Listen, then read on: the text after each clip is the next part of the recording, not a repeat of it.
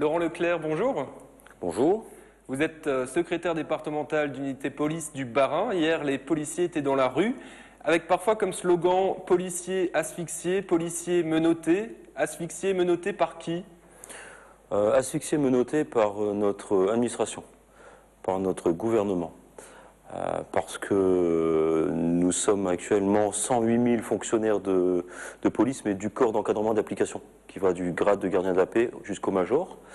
Et le protocole d'accord d'octobre 2008, signé par un syndicat minoritaire avec le gouvernement, et non pas par nous, puisque nous sommes majoritaires, va vers une déflation de notre corps, une perte de notre corps de 8 000 agents du CEA d'ici 2012.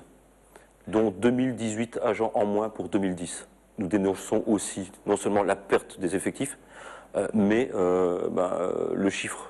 Alors justement, parlez-nous de cette politique du chiffre que vous dénoncez. Moi, je vais prendre un exemple.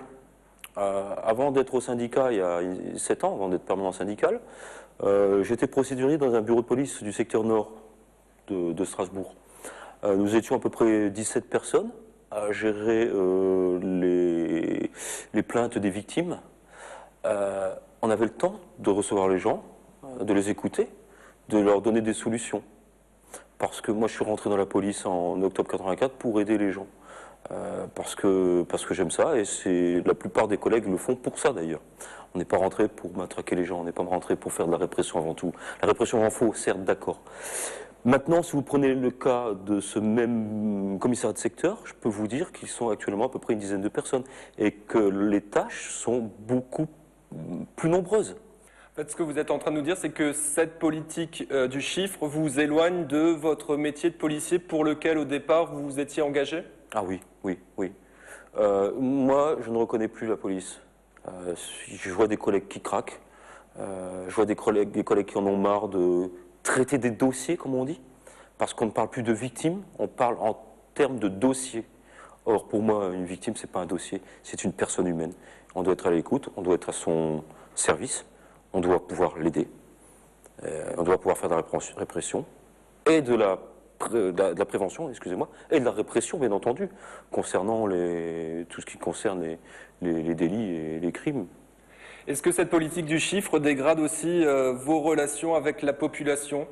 Énormément, énormément. Je me souviens avoir fait une distribution de tracts avec les collègues syndicalistes il y a 2 ans ou 3 ans, où nous avons été très bien perçus par la population, parce que nous commencions déjà à dénoncer cet état de fait.